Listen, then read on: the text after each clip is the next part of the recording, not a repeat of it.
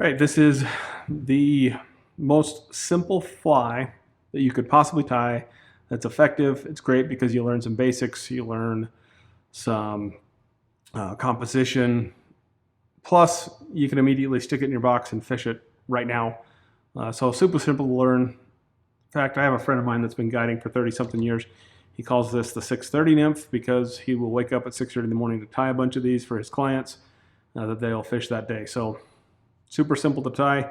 Komodo 2457 in a size 16. I got a 2.8 tungsten bead in silver, about 4 pheasant tails for the tail, and a black thread body. That's all there is to it. Let me show you how to tie it. Okay, this is a Komodo 2457 in size 16, and this is just Semlerfli 8/0 thread, which sometimes a little struggle to get it started. So wrapping it back over itself a few times, not a big deal. I got a good thread base halfway up the shank of the hook. The feather is, or the tail is something super simple. I'm going to take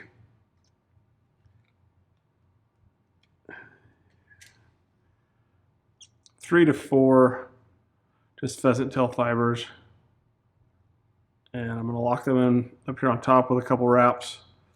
Come back here, I want to check the length so that the tail is no longer than the body of the fly, so I'm going to pull that through, and then I'm going to wrap that all the way back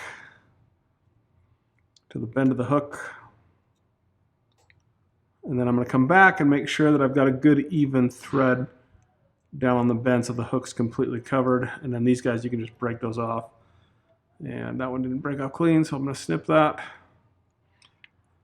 And then to build a taper, honestly, you could whip finish it right here and be done. I do like to build a little bit of a taper. So I'm going to come halfway down and then halfway back, make sure that wrap stays tight. And I'm just going to whip finish it. If you don't know how to whip finish yet, learn, because it'll save you a lot of time, in my opinion.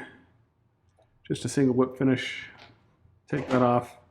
I'm going to take my lighter and just very carefully burn off kind of those loose ends. If you're a little too robust about that, you're going to burn the tail. We don't want that. And then some UV resin. I put a dab up here at the top of the hook, at the bead. And then I'm going to spread it around nice and evenly, take off some of the excess, and that just makes the most durable fly. However, that tail is going to come off after a couple fish. I haven't figured out how to make that not happen yet. Hit it with some UV.